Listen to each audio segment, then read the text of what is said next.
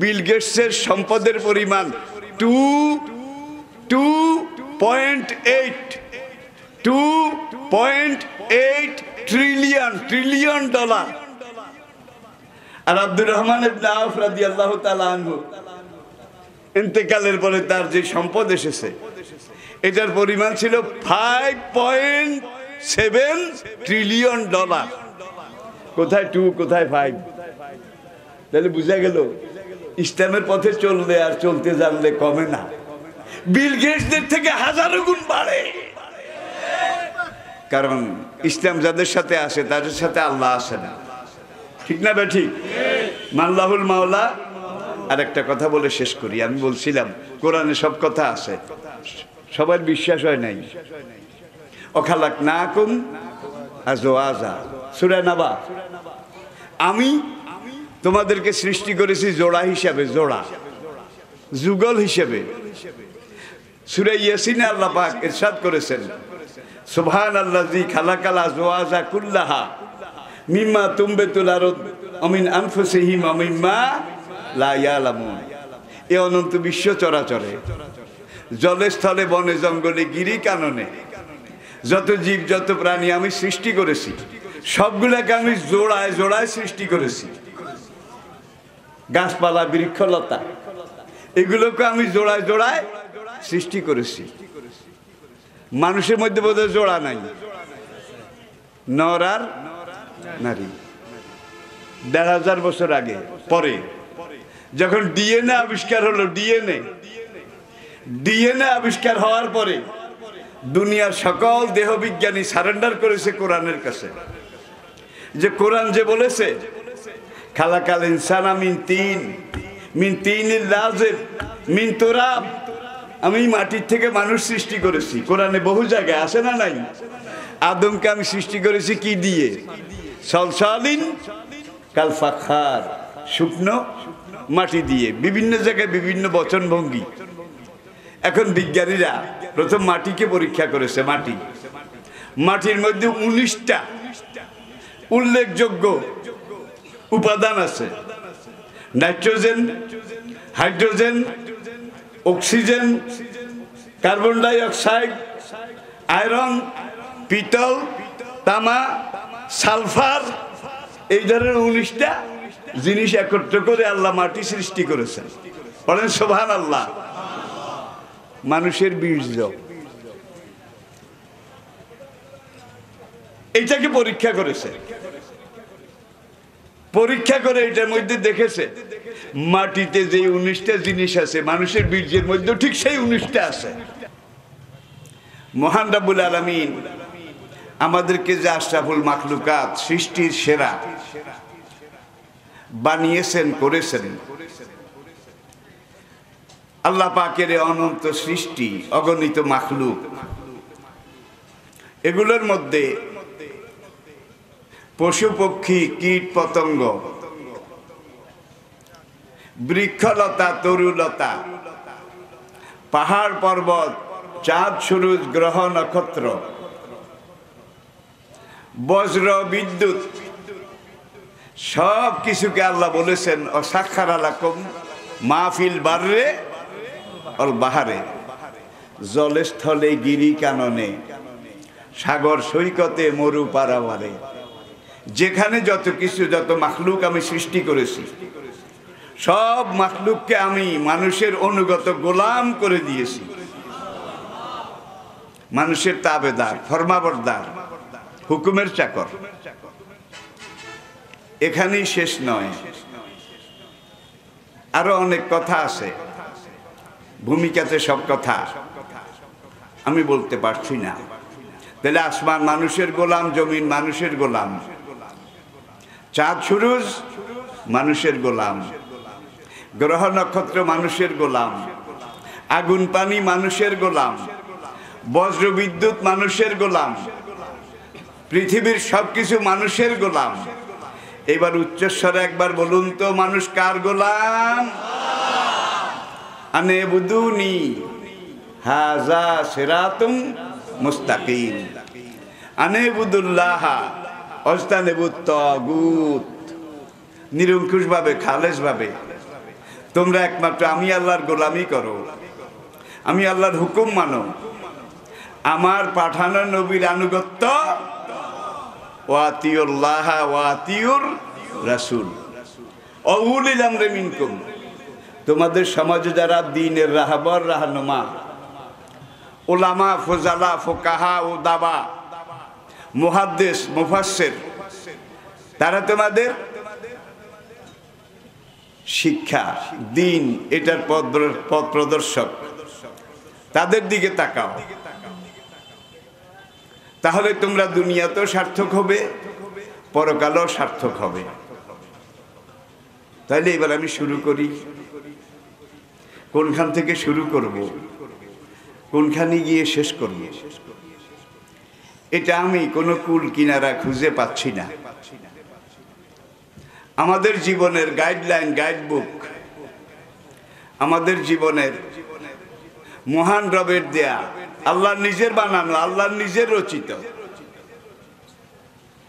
আল্লাহ পাকের মানব জাতির প্রতি সর্বশেষ রাষ্ট্রীয় ভাষণ এবং সার্কুলার, সর্বশেষ যেটা, পরিপূর্ণ যেটা,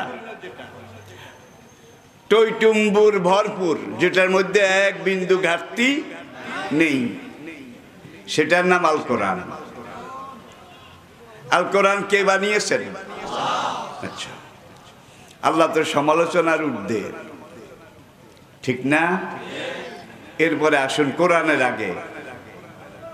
আল্লাহ পাক যুগে যুগে দুনিয়াতে মানুষের হেদায়েতের জন্যে অসংখ্য আম্বিয়ায়ে কেরাম তাদেরকে দায়িত্ব দিয়ে পাঠিয়েছেন। আদম থেকে হুজুরের আগের নবী সাইয়েদেনা ঈসা আলাইহিস সালাতু ওয়াস সালাম, তাদেরকে কাউকে নবী হিসাবে পাঠিয়ে সঙ্গে একটা সার্কুলার দিয়েছেন, ছোট্ট লিফলেট, পুস্তিকা, যেটাকে বলা হয়েছে সহিফা, কিছু গাইডলাইন। সুহুফি ইব্রাহিমা ওয়া মূসা মাসালুহুম ফিত তাওরাতে ওয়া মাসালুহুম ফিল ইনজিল। তাহলে আল্লাহর এই যুগে যুগে নাজিল করা মানুষের জন্য পথ প্রদর্শন যেই খোদাই বিধান এবং নির্দেশনামা, তার মধ্যে চারটা আছে প্রধান আসমানি কিতাব। ওয়াতাইনা দাউদা জাবুরা, দাউদ নবীর কাছে আমি সুরিয়ানি ভাষায় জাবুর কিতাব নাজিল করেছিলাম। জাবুরের ভাষা ছিল সুরিয়ানি, সেই ভাষাটা আজকে দুনিয়ার কোথাও নেই, কেউ জানে না। সুরিয়ানি ভাষার কোন বই পুস্তক, কোন অভিধান, কোন ডিকশনারি আজ পর্যন্ত দুনিয়ার কোন সংরক্ষণশালা, কোন পাঠাগার, কোন লাইব্রেরিতে খুঁজে পাওয়া যায়নি। দাউদ আলাইহিস সালামের পরে আল্লাহ রাব্বুল আলামিন আরেকজন উলুল আজম পয়গম্বর সাইয়েদেনা মূসা আলাইহিস সালাতু ওয়াস সালাম, তার কাছে তাওরাত কিতাব নাজিল করেছিলেন ইব্রানি ভাষায়, হিব্রু ভাষাটাও আজকে দুনিয়ার কোথাও নেই, হারিয়ে গেছে। যে ইহুদি জাতি নিজদেরকে মূসা আলাইহিস সালামের খাঁটি উম্মত বলে দাবি করে, খাঁটি বনি ইসরাইল বলে দাবি করে, সেই ইসরায়েলে পর্যন্ত হিব্রু ভাষা আজকে নাই, হারিয়ে গেছে, কেউ জানে না, কেউ পড়ে না। এরপরে আমাদের হুজুরের আগের নবী সাইয়েদেনা ঈসা আলাইহিস সালাতু ওয়াস সালাম, তার কাছে আল্লাহ রাব্বুল আলামিন ইনজিল কিতাব সুরিয়ানি ভাষায় নাজিল করেছেন। সুরিয়ানি ভাষাটাও আজকে দুনিয়ার কোনোখানে খুঁজে পাওয়া যায়নি। ডেড ল্যাঙ্গুয়েজ, মৃত ভাষা, এগুলো মরে গেছে, হারিয়ে গেছে।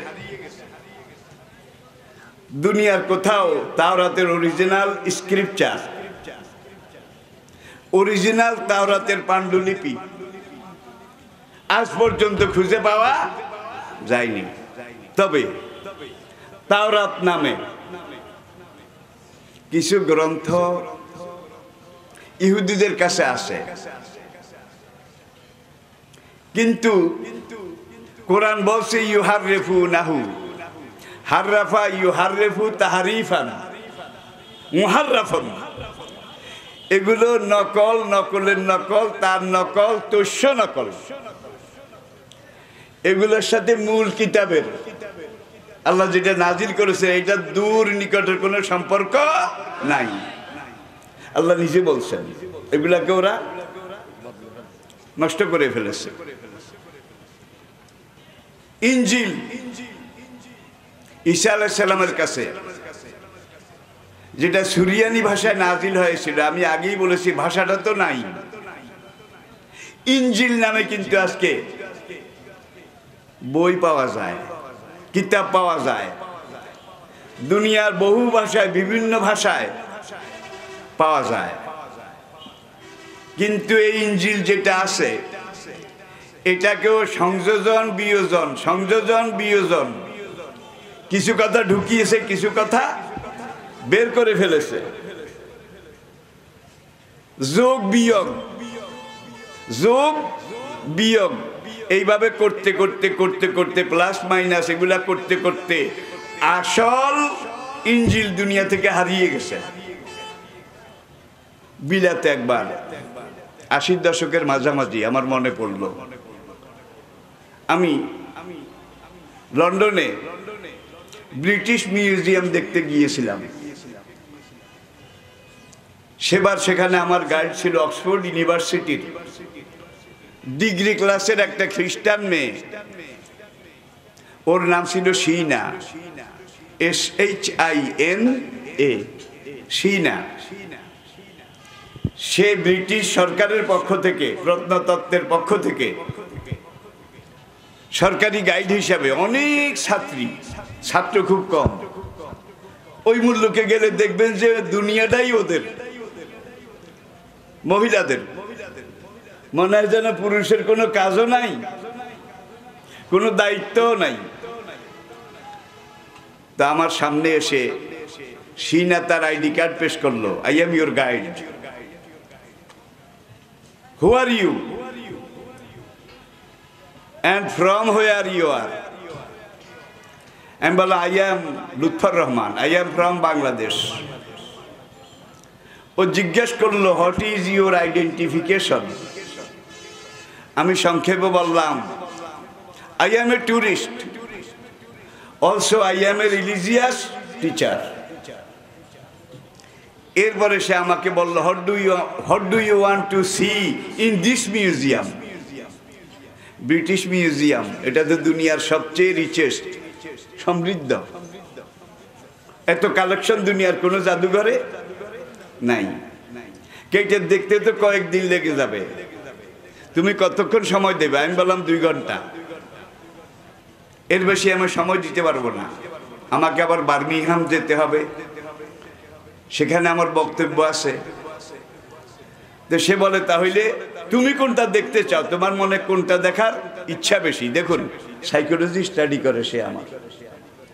আমি বললাম my dear Sheena, I used to see the holy old and original scripture of the Moses, Jesus, Dawood, so and so, old and original scripture. আমি এখানে দেখতে চাই প্রাচীন যেসব গ্রন্থ তার আসল কপি, মূল কপি তোমাদের এখানে থাকলে আমি দেখতে চাই। খ্রিস্টান মেয়ে শিনা হেসে দিল, my dear friend, no no, never never. আমাদের এখানে তাওরাত আছে, জবুর আছে, ইনজিল আছে, বেদ আছে, গীতা আছে, উপনিষদ আছে, রামায়ণ আছে, মহাভারত আছে, সব কিছু আছে, but those are not original, but all are translation and translation. আসলটা তো নাই। আমাদের এখানে তাওরাত, জবুর, ইনজিল সব আছে, কিন্তু যেগুলো আছে বিভিন্ন ভাষায় এগুলা নকল, নকলের নকল, তার নকল, তস্য নকল। আমি বললাম মাই ডিয়ার সেইনা, তুমি ট্রান্সলেশন ট্রান্সলেশন অ্যান্ড ট্রান্সলেশন এই ওয়ার্ডটা 3 বার কেন ব্যবহার করেছ? সে হেসে বলল, honourable tourist, I mean those book translated from the translation, not from the original. আমাদের এখানে তাওরাত, জবুর, ইনজিল সব আছে, আসলটা তো নাই, আসলের অনুবাদও নাই। যেগুলো আছে অনুবাদ, অনুবাদের অনুবাদ, তার অনুবাদ, নকল, নকলের নকল, তস্য নকল। সে আমাকে নিয়ে গেল তাওরাত কর্নারে, দেখো আমি একজন খ্রিস্টান, এগুলো তাওরাত, এটা বেঙ্গলি ভার্সন, এটা ইংলিশ, এটা ফ্রেঞ্চ, মানে বিভিন্ন ভাষা। আমি বললাম ইংলিশটা একটু দেখো। সে বের করলো কয়েকটা চ্যাপ্টার, আমাকে দেখালো খুব তাড়াতাড়ি করে। এরপর আমি বললাম অ্যানাদার প্লিজ। এইবার সে আগেরটা 2 বছর পরে ছাপানো আরেকটা তাওরাত বাইর করলো। বাইর করে দেখা গেল আগেরটার সাথে এটার কোনো মিল নাই, ওটার কাছে ধারেও নাই। সেটা একরকম, এইটা আরেক রকম। জাবুরের অবস্থাও এই, ইনজিলের অবস্থাও এই। প্রাচীন ভারতবর্ষে সত্যযুগ, ত্রেতা যুগ, দাপর যুগ, আর এখন চলছে কলির যুগ। সেই ত্রিকালে, 3 যুগে, সত্য, ত্রেতা, দাপর, এইসব যুগের ধর্মগ্রন্থ, বেদ, গীতা, উপনিষদ, এগুলো সে আমাকে দেখালো যে Christian religion, জিসুস religion and Hinduism দেখিয়ে তারপরে বলল বেদ, গীতা, উপনিষদ এগুলাও এক একটা এক এক রকম। বেদা বিভিন্ন শ্রীতায় বিভিন্ন ধর্মস্তত্ত্বং নিহিতং গুহায়ং মহাজন হতেন গতস্য পন্থা। বেদ একটার সাথে আরেকটার মিল নাই, গীতা একটার সাথে আরেকটার মিল নাই, তাওরাত, জবুর, ইনজিল একটার সাথে আরেকটার মিল নাই, একটা আরেকটার বিপরীত। সত্যিকার ধর্ম যদি তোমরা পেতে চাও, জানতে চাও, ধর্মস্তত্ত্বং নিহিতং গুহায়ং, আসল ধর্ম পাহাড়ের গুহা থেকে আসবে। পাহাড়ের গুহা শুনছেন কি? আমি বেদ থেকে বলছি আবার, অ্যানাদার প্লিজ। মদবর্তিতা দেবং দকারান্তে প্রকৃতিতা। বেদের মধ্যে, গীতার মধ্যে, উপনিষদের মধ্যে, তাওরাতের মধ্যে, জবুরের মধ্যে, ইনজিলের মধ্যে একত্ববাদও নাই, রেসালতও নাই, পরকালও নাই, তার কোনো সমাধানও নাই। মদবর্তিতা দেবং দকারান্তে প্রকৃতিতা। দেখেন উপনিষদ কি বলছে, সনাতন ধর্ম একমাত্র ধর্ম, সত্য ধর্ম, বিশ্ব ধর্ম। পাহাড়ের গুহা থেকে যিনি নিয়ে আসবেন তার নামের প্রথম অক্ষর হবে ম, দকারান্তে শেষ অক্ষর হবে দ, মসজিদ। মসজিদ প্রথম অক্ষর ম, শেষ অক্ষর দ। মানুষ আবার মসজিদকে সামনে ঠেলে দিয়ে স্লোগান শুরু করে নাকি পেয়েছি পেয়েছি। পরের লাইন দেখুন, মহামদ ইতি খ্যাত শিষ্য শাখা সমন্বিতা। প্রথম অক্ষর ম, মোহাম্মদের ম, শেষ অক্ষর আডুবাঙ্গা ধ, এটা মোহাম্মদের নামের শেষ অক্ষর। মরুভূমিতে তিনি জন্মগ্রহণ করবেন, বৃষনাথ ভক্ষয়, তিনি নিজে গরু খাবেন আর তার অনুসারীদেরকেও গরু খাওয়ার পারমিশন দেবেন। বেদ থেকে বলছি। কুন্তাব সূক্তে 120টা শ্লোক আছে, 120টা মোট। তাদের ধর্মানুসারী কেউ যদি মুমূর্ষু অবস্থায় যায়, তারা বৈতরণী করে, 11 জন ব্রাহ্মণ দাওয়াত দেয়, 11 জন। তারা এসে ওই লোকটাকে বের করে মন্দিরের সামনে তুলসী গাছ তলে নিয়ে যায়। সেখানে নিয়ে 7 কলস কুসুম গরম পানি ওই মরা মানুষটার গায়ে ঢালে, আদা মরা। গোসল করে আর কি, পাক করে। এরপরে তাকে একটা দোয়া পড়ায়, বলবো একটা কালেমা পড়ায়। সেই জিনিসটা হচ্ছে 12 মাসে 13 পূজা, 33 কোটি দেবতার মনন ভজন পূজা পার্বণ তোকে বাঁচাতে পারবে না। তুই সেখানে গেলে প্রথমে তোকে ইল্লাল্লাহর প্রশ্ন জিজ্ঞাসা করা হবে, মান রাব্বুকা ওমা দীনুকা। এটা আমার আলোচনার বস্তু নয়, শুরুতে একটু শুধু মুসেজ দা ম্যান অফ আল্লাহ, আগেই বলেছি আসল তাওরাত তো নাই, সেই ভাষাও নাই।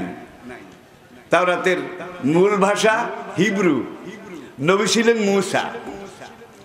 এত যোগ বিয়োগ, এত যোগ বিয়োগ, এত বিকৃতি, এত পরিবর্তন সংযোজন বিয়োজনের পরেও অনুবাদিত তাওরাত ইংলিশ ভার্সন, তার সূত্রভাগে একটা শ্লোক, একটা আয়াত পাওয়া যায়, Moses the man of Allah said to the son of Israel, I am going. আল্লাহর নবী মুসা আলাইহিস সালাম বনি ইসরাইল সন্তানদেরকে ডেকে বললেন, আমি চলে যাচ্ছি। If I don't go, he will not come. আমি না গেলে তিনি আসবেন না। I will send him unto you. আমি গিয়ে তাকে তোমাদের কাছে পাঠিয়ে দেব। He will known as Muhammad. তার নাম হবে মুহাম্মদ সাল্লাল্লাহু আলাইহি সাল্লাম। তিনি দুনিয়াতে আসলে আমি মুসার ধর্ম থাকবে না, তোমরা তার ধর্ম গ্রহণ করিও। আবার ইনজিলে যান, যিশু the man of Allah said to the son of Israel, I am going. If I don't go, he will not come. He will known as Ahmad. Yati min ba'di ismuhu কয় না কা, আমার পরে তিনি আসবেন, তার নাম হবে আহমদ। তিনি দুনিয়াতে আসলে আমি মুসার ধর্ম থাকবে না। তিনি দুনিয়াতে আসলে ঈসা বলছেন আমি ঈসার ধর্ম থাকবে না। তিনি দুনিয়াতে আসলে বেদ গীতা উপনিষদ বলছে আল্লাহ রসুল মুহাম্মদ রকম বরস্য অল্লে আল্লাম ইল্লাল্লাতি ইল্লাল্লাহ। কল্কি অবতার পাহাড়ের গুহা থেকে আসল ধর্ম নিয়ে যখন আসবেন, তখন বেদ গীতা উপনিষদ তাওরাত জবুর ইনজিল এগুলা সব উইথহেল্ড হয়ে যাবে, বাদ হয়ে যাবে। কোরআন কি বলছে? ইন্নাদ-দীনা ইনদাল্লাহিল ইসলাম।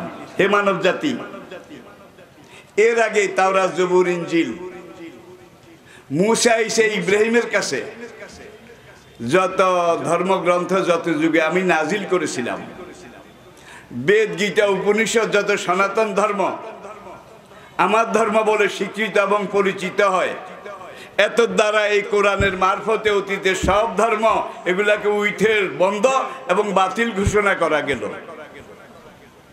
অমাইয়াব তাগে সূরা আল ইমরান দেখুন, অমাইয়াব তাগে গায়র আল ইসলামে দীনান। কোরআন আসার পরে কোরআনকে বাদ দিয়ে কেউ যদি তাওরাত জবুর ইনজিল এগুলোর মধ্যে ধর্ম খোঁজ করতে যায়, লা ইউকবালা মিনহু, কি তার কাছ থেকে এটা আমি আল্লাহ গ্রহণ করব না, গ্রহণ করা হবে না।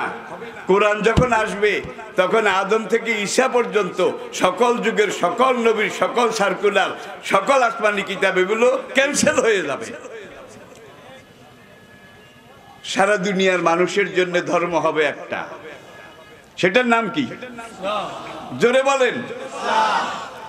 মুসা আলাইহিস সালাম ছিলেন বনি ইসরাইলের নবী, ঈসা আলাইহিস সালাম ছিলেন বনি ইসরাইলের মধ্যে আরেকটা গোত্র ছিল যারা জর্ডান নদীতে মাছ শিকার করত, শুটকি বানাতো, তাজা মাছ শুকনো মাছ বিক্রি করত, জেলে সম্প্রদায়, তাদের নবী। ওয়াইলা আদিন আখাহুম হুদা, হুদ আলাইহিস সালাম ছিলেন কওমে আদের নবী। ওয়াইলা মাদিয়ানা আখাহুম শুআয়বা, শুআয়ব আলাইহিস সালাম ছিলেন মাদায়েনবাসীর নবী।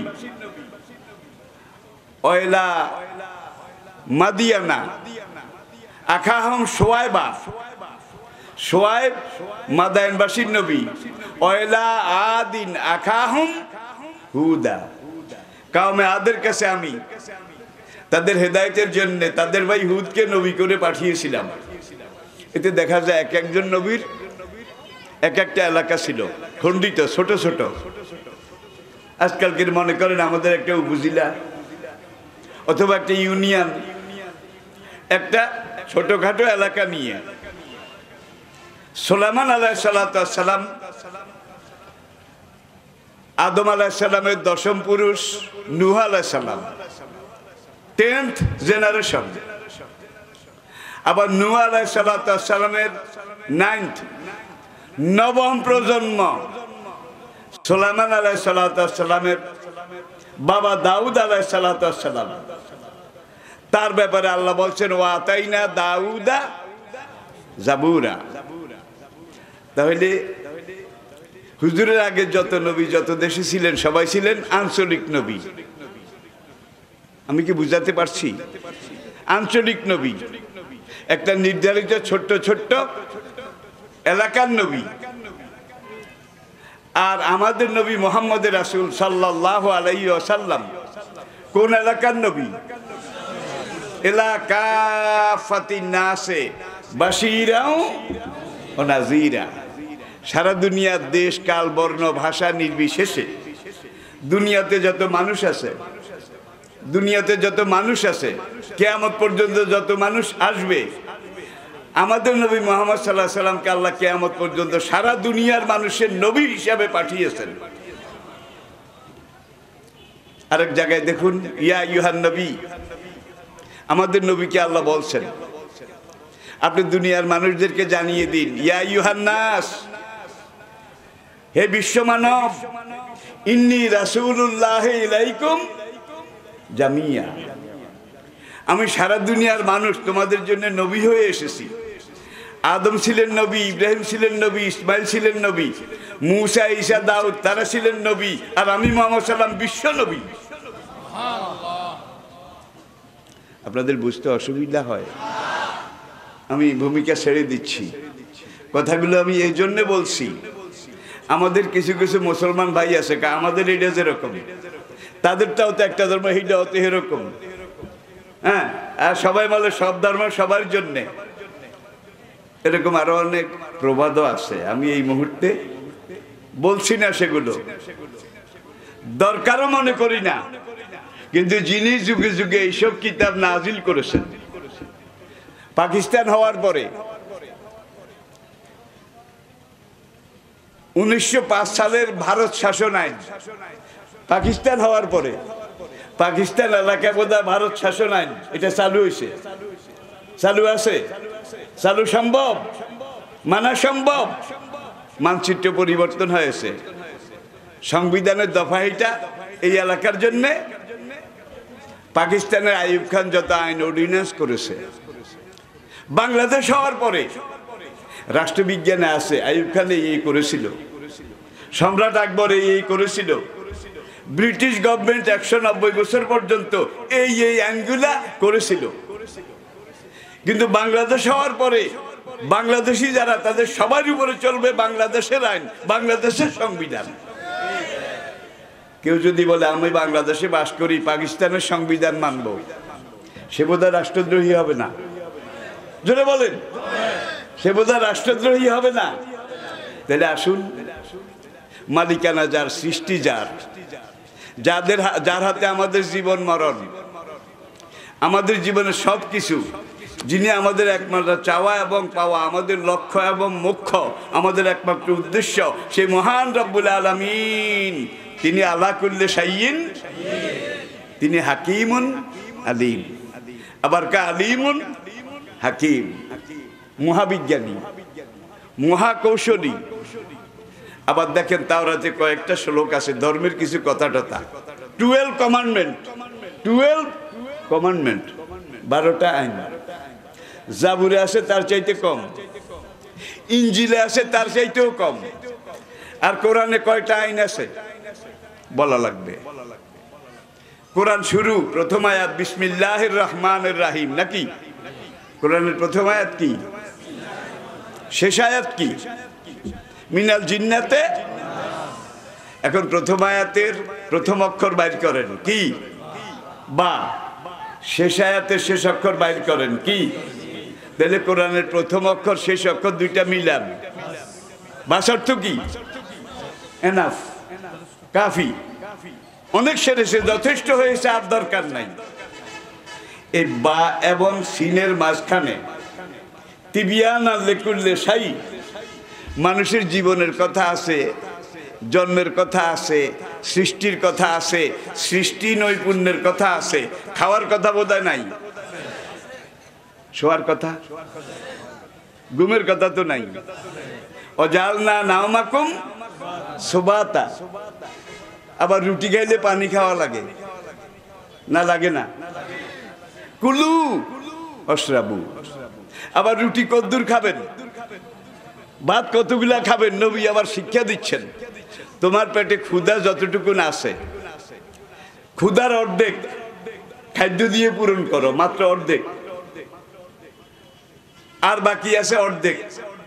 এই অর্ধেকের 4 আনা পানি দিয়ে পূরণ করো, আর পেটের 4 আনা খালি রাখো ইবাদতের জন্য, কাজকর্মের জন্য, তোমার শরীরের ফিটনেসের জন্য। বাঙাল তো জন্মের খাওয়া খায়। আমাদের আমলে এত অসুখ বিসুখ ছিল না। 15-20 বছরের যুবক তরুণ, তাদের এখন ডায়াবেটিক হয়ে গেছে, প্রেশার হয়ে গেছে। আজকালকে যুবক তরুণ ওরা ফার্মের মোরগের মতো হয়ে গেছে, ফার্মের মোরগ। ভাই এগুলাকে ধরতে বোধহয় খুব কষ্ট হয়, নিজেরা লইয়াই চলতে পারে না। আর আমরা ছিলাম দেশি মোরগ, পুরা দেশ দৌড়ান, ধরতে পারবেন না, ঠিক না বেঠিক? আমাদের খাওয়া ন্যাচারাল ছিল, আর আজকালকের খাওয়া আনন্যাচারাল, অপ্রাকৃতিক, কোনটা অতি প্রাকৃতিক। ডাক্তার আপনার চেক আপ করেছে, অসুখ হয়েছে, চেক আপ করে টোরে আপনাকে এখন বিদায়ের কালে ডাক্তার সাহেব কয় খানা কম খাবেন, সুস্থ থাকবেন। কি খানা নাকি বেশি খাইতে গেছে? দুইজনে রসগোল্লা খাওয়ার প্রতিযোগিতা করেছে, যে ভাই যে 100 রসগোল্লা খাইতে পারবে রয়্যাল সাইজের, রয়্যাল সাইজ, তাকে আমি 1000 টাকা দেব। লোকটা ছিল খুব লোভী, সে বলে আম 100 রসগোল্লা আম। খাইতে খাইতে 80টা খাইছে, 80টা। এখন আর খেতে পারে না, সোজা হয়ে বসতেও পারে না, শুয়ে পড়েছে। রসগোল্লা কিন্তু 20টা বাকি রয়েছে, তা নইলে 1000 টাকা পাওয়া যাবে না। এখন যে রসগোল্লা দেয় সে আর কি করবি? আমি হা করি, তুই একটা একটা করে দে। 90টা পর্যন্ত গেছে, এইবার আর নিঃশ্বাস ফেলতে পারে না, জায়গায় শুয়ে গেছে, হাল বেহাল, মুখ বন্ধ করতে পারে না, পিঁপড়ায় টেনে টেনে বের করে রসগোল্লা নেয় তার মুখের ভিতর থেকে, খবর নাই। বাজি যে ধরেছে সে বলে আর তো ভিতরে জায়গা নাই, এখন কি করবি? একটু আঙ্গুল দিয়ে চেপে আরেকটা দে, আরেকটা দে। কথার কথা, মানুষ বাঁচতে হলে খাদ্য লাগে, কিন্তু কোন জিনিসই অতিরিক্ত ভালো নয়। এটা বিজ্ঞান, এটা স্বাস্থ্য বিজ্ঞান, সবকিছুর মধ্যম পন্থা, ঠিক কিনা? এরপরে আসেন খাওয়ার কথা, পানি খাওয়ার কথা, কি খাবেন কোনটা খাবেন না। কুলু মিন তাইয়্যিবাতে, যেটা হালাল পবিত্র সেটা খাও। যেটার মধ্যে ঘুষ আছে, সুদ আছে, রেশওয়াত আছে, চাঁদাবাজি আছে, হ্যাঁ, এবং এইভাবে জোর করে যেটা তুমি হারাম পন্থা কামাই করেছো, এটা খাওয়া তোমার জন্য হারাম। যেই শরীরের মধ্যে সুদের 1 বিন্দু রক্ত আছে, সেই দেহের জন্য আল্লাহ জান্নাত হারাম করে দিয়েছেন। সুদ তো এখন ঘরে ঘরে হয়ে গেছে, পাইকারি হয়ে গেছে, ঠিক না ভাই? ঠিক। যাব না আমি সেই দিকে। কোরআনে বোধহয় বিয়ার কথা নাই, আছে? ফানকিহু মা তাবা লাকুম মিনান নিসাই মাসনা ওয়া সুলাসা ওয়া রুবা। মানুষের জীবনে তিনটা চাহিদা। প্রথমটা খাদ্য, তারপরেরটা ঘুম, এবং তারপরেরটা হলো কিছু সময় বিশ্রাম। এই তিনটা মানুষেরও দরকার, হায়ান জানোয়ারেরও দরকার, পশু পক্ষীরও দরকার। কিন্তু মানুষের জন্য আল্লাহ রাব্বুল আলামিন কোরআন নাজিল করে এমন এক ব্যবস্থাপনা ওকে করে দিয়েছেন। শুধু এখানে নয়, কোরআনে বোধহয় ব্যবসার কথা নাই, জোরে বলেন। কুল মা ইনদাল্লাহি খায়রুম মিনাল লাহবি ওয়া মিনাত তিজারা আল্লাহু খায়রুর রাজিকিন। কোরআনের কত জায়গায় ব্যবসার কথা আল্লাহ কত সুন্দরভাবে উল্লেখ করেছেন। আর হাদিসের মধ্যে নবী এগুলার ব্যাখ্যা ক খ গ বিস্তৃতি সরা তাসরি এগুলো নবীজি আমাদেরকে দিয়েছেন। এখানে আরেকটা কথা বোঝা দরকার, কোরআন আমাদের জীবনের মূল কারিকুলাম, মূল সিলেবাস, মূল গাইডবুক। কোরআনে যা বলা আছে আমাদের নবীর জীবনে তা করা আছে। বেশি বলছি বোধহয়। আজকে দুনিয়ার দিকে তাকান, ইটালি থেকে ইউরোপের শেষ মাথা পর্যন্ত, লাতিন আমেরিকার একেবারে আটলান্টিকের অপর পার পর্যন্ত গির্জাগুলোতে কি কাজ হচ্ছে আমি খুলে বলার বোধহয় দরকার নেই। ধর্মীয় আচরণ অনুষ্ঠানের নামে সেখানে কি হচ্ছে, কিন্তু নবী আমাদেরকে বলেছেন তুমি যৌবনে পৌঁছেছো, তোমার আরেকটা চাহিদা গ্রো করেছে, আরেকটা চাহিদা সেক্সুয়াল পাওয়ার। এটাকে তুমি আপথে, কুপথে, অবৈধ পথে ব্যবহার করতে পারবে না। পারমিশন আছে বোধহয়, সম্পূর্ণরূপে হারাম। ওলা তাকরাবু জিনা, খবরদার ব্যভিচার করো না। ইন্নাহু কানা ফাহিশাতাও ওয়া সাআ সাবিলা। নবী বলছেন এই জিনার ব্যাখ্যা দিতে গিয়ে, কালা রাসূলুল্লাহ সাল্লাল্লাহু আলাইহি ওয়াসাল্লামা মান কাফালা লি হাযিহি ওয়া হাযিহি কাফালতু লাহুল জান্নাহ। আল্লাহর যেই বান্দা, আমি নবীর যেই উম্মত, আমাকে এই একটা অঙ্গ আর এই একটা অঙ্গ, একবার উপরের দিকে দেখিয়েছেন আবার নিচের দিকে, এই দুইটা অঙ্গের নিশ্চয়তা দেবে, খেয়ানত করবে না। এই দুইটা অঙ্গ অবৈধ নাজায়েজ পন্থা ব্যবহার করবে না। কাফালতু লাহুল জান্নাহ, আমি নবী কাল হাসরের মাঠে তার বেহেশতের জামিন হয়ে গেলাম। কাফালতু মাজি মাজি, জামিন হয়ে যাব বলে নাই, কি বলছে? জামিন হয়ে গেলাম। এই হাদিসটি আরেক সনদে বলবো, কালা রাসূলুল্লাহ সাল্লাল্লাহু আলাইহি ওয়াসাল্লামা মান কাফালা লি মা বাইনা রিজলাইহি ওয়া মা বাইনা শাফাতাইহি কাফালতু লাহুল জান্নাহ। আল্লাহর যেই বান্দা, আমি নবীর যেই উম্মত, তার দুই ঠোঁটের মাঝখানের একটা অঙ্গ, কোনটা? জিহ্বা। দুই পায়ের মাঝখানের একটা অঙ্গ লজ্জাস্থান, এই দুইটার নিশ্চয়তা দেবে। কানা মাইয়া ফিল জান্নাহ, সে আমার সাথে একই জান্নাতে যাবে। দুনিয়ার কোন ধর্মনেতা এই ধরনের কথা বলতে পেরেছে? শুধু এখানেই নয়, দাম্পত্য জীবন, আপনার বউ আপনি কিভাবে চালাবেন, কিভাবে ব্যবহার করবেন, আচরণ করবেন, কোরআনের বহু সূরা বহু আয়াতে আল্লাহ রাব্বুল আলামিন এগুলো বোধহয় বলে দেন নাই। স্ত্রীর সাথে কিভাবে আচরণ করবেন বলে দেন নাই বোধহয়। সন্তান জন্ম নিয়েছে, কিভাবে সন্তান লালন করবেন, পালন করবেন, কোরআন বোধহয় বলে দেয় নাই। আর এই কোরআন হলো, আগেই বলেছি, মূল সিলেবাস। আর নবীর হাদিস, এটা হলো কোরআন রূপী জীবন দর্শন, কোরআন রূপী ফিলোসফি, কোরআন রূপী মুসলিম জীবনের সিলেবাসের হাদিস ব্যাখ্যা, তাসরি, টেস্ট পেপার, মেড ইজি। কোরআনের ব্যাখ্যা হইল হাদিস, না অন্য কিছু? হাদিসে কোরআনের ব্যাখ্যা ছাড়া আর কিছু আছে? আচ্ছা, এখানে আরেকটা জিনিস লাগান।